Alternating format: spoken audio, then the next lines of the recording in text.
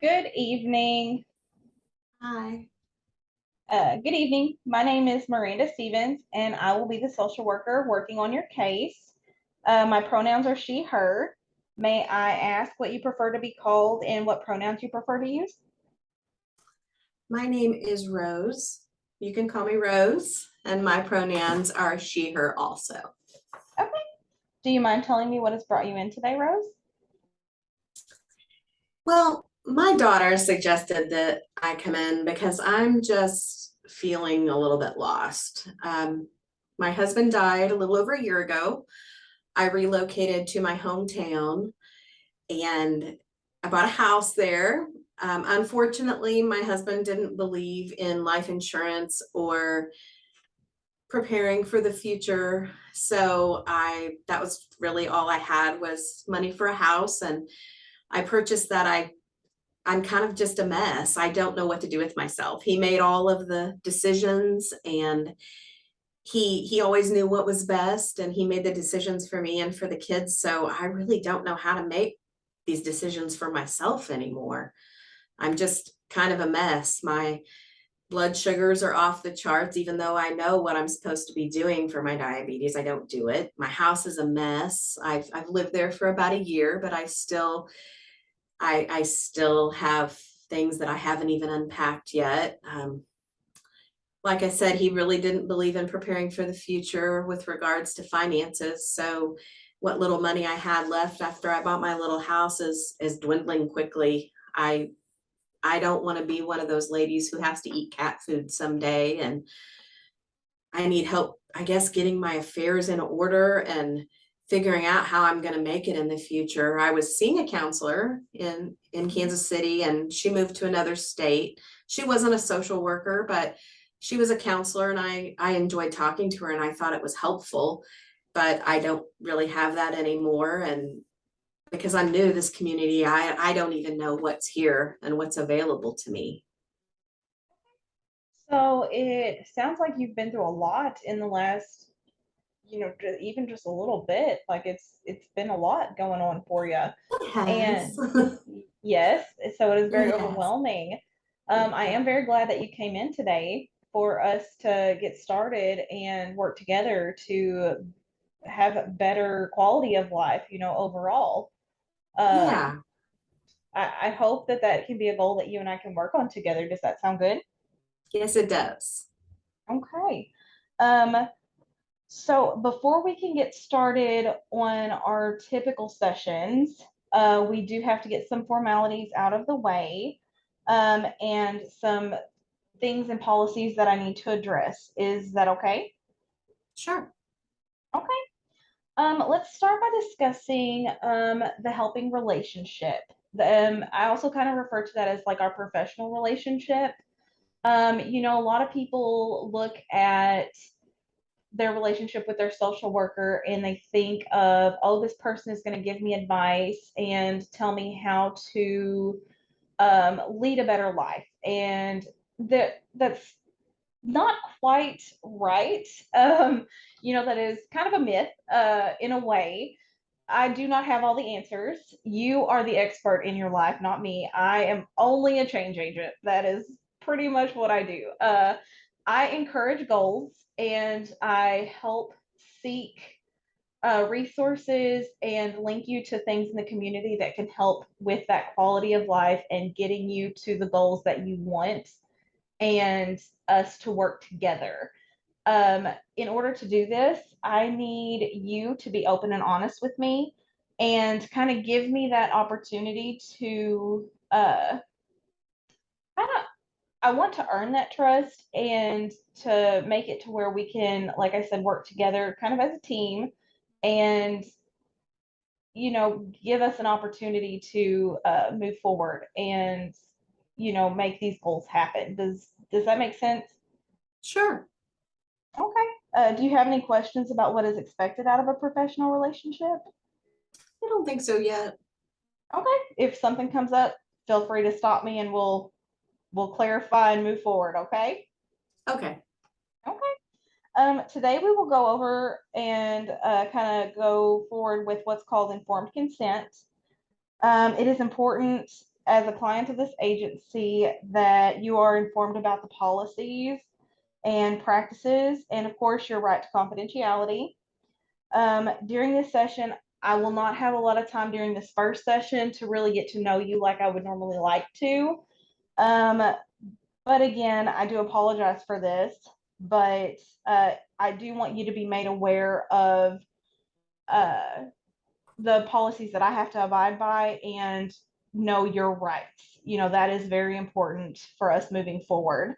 Um, and of course, again, I am also open to any questions you have during this session, just to kind of clarify and make it to where you can understand and uh, just ask me anything that you feel like you need to. Okay. Okay. All right. Let's start with client waivers of confidentiality. Um, there are a few different ways that confidentiality can be uh, broken is a very strong word, but that's kind of what it is. It's where what you and I discuss in office stays between us, but there are a few times where legal wise, moral wise, I have to abide by the policies and procedures and the laws. For example, if I am working on linking you to resources and I need to give some of your information to another entity or a resource out in the public, I would discuss this with you first, of course, and have you sign a waiver um, or a release of information. I would go over this with you and discuss what information would be released in order to get these resources started for you. Um, I am very translucent whenever it comes to things like this because I want you to know what information is going to be shared. That is one way that we kind of work with confidentiality. Another limit to confidentiality is subpoenas. These are orders signed by judges. They're usually very specific and ask for specific information. If I were to get one of these for a legal case regarding you, I would go over it with you and we would discuss the information that was going to be obtained through that subpoena. Um, Okay. the yes, these are again more of the legal side of things. So again, I would be very translucent and we would discuss it ahead of time. Okay. Yes, I understand. Okay, good deal. Another time is during our staff supervision. We work as a team here in order to better your care.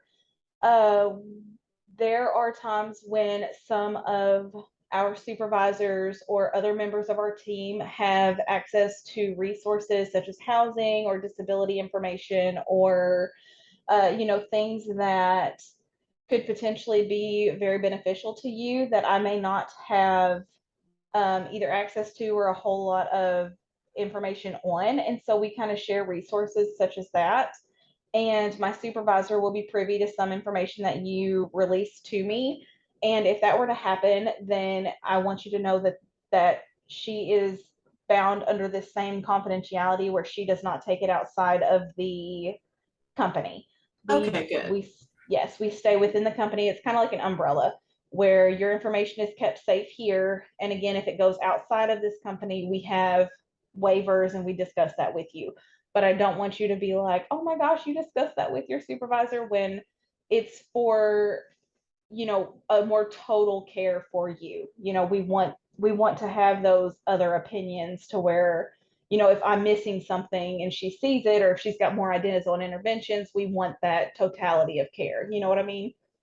Yes, yes, that makes sense. Good deal. Well, I'm glad, definitely.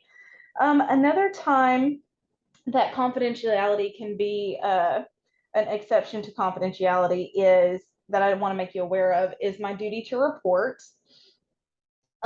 This comes with uh, if you have information or if something is happening where um, a person of a protected uh, genre, such as like a child or an elderly person or a disabled person, were being neglected or abused or harmed in any way, I have a moral and legal obligation really to report that. If something like that were to come up or to happen, I would discuss this with you. Again, I'm really translucent, and I want you to just know that I would not blindside you. I would discuss, what I have to uh, report. And an example of this would be if you come in and you tell me that your neighbor 3 doors down has been hurting his son and you can hear signs of abuse, and you tell me this, I have to report that. If you come in and tell me that the nursing home that has your great Aunt Lucy hasn't been feeding her, or she's coming out with bruises, I have to report things like that as well. It's, again, not just legally I have to do it, it is morally. I do worry about the safety of people in general. So, um, just those protected branches, we want to make sure that people are being taken care of. So, does that make sense? It does. Okay, good deal. Um, Another time, last but not least, I believe, is my duty to warn. This one is one that gets kind of crunchy for some because they almost take it personally. And I hope that if this situation arises, that we can talk through it and you understand where I'm coming from. If you were to come to me, I'm going to start with an example. If you were to come to me and say, no matter what you do, I'm going to kill myself tonight, or if you call me and tell me something along those lines, I am going to do what is in my power to make sure you are safe. That is my job. That is in my moral code. I am going to make sure you are safe. Um, I will discuss this with you to the best of my ability if you are willing to listen. If you are not willing to listen, then I will do what is necessary to make sure you are safe, and we will discuss it at a later time, and we will hopefully get through it and life will be good. But either way, your safety and the safety of others is very important to me and to this company. That is kind of what we do as social workers. We don't want you just out there suffering, and we want you to get the help that is needed. So, does that make sense? Yes, it does. Okay. Do you have any questions about the confidentiality? I know No, I just unloaded a lot on you, so I want you to have an I opportunity think I to. understand. I feel like Okay. what we say is kept here other than in those circumstances, and I think I understand those. Good deal. Very, very, very good. Okay. Another thing I would like to discuss with you today is our fee uh, scale that we have. We do work off of a sliding scale. What that means is that if you make under $35,000 a year, then your base pay, your base session for our 1 hour long session is $20, and then it would go up from there in increments. And our front end staff is very good at discussing that with you and not letting you get like surprise bills or things like that. It is something that we want to be very open and forthcoming with you. So that way you're not just set on a surprise bill. That's no fun. So we want to definitely be open and honest with you about things like that. And we do try to keep rates affordable. So that way, we can fit into budgets, and uh, it's a service that we can also assist you with, linking to those resources. Another and last but not least, of course, is our cancellation policy. We do know that emergencies happen. We do ask that if you are just needing to cancel, say you've accidentally scheduled our appointment at the same time as your child's doctor or something, just try to give us 24-hour advance notice. There is a $30 cancellation fee if you do not give us that 24-hour notice. That way we can put somebody else in that place if we need to.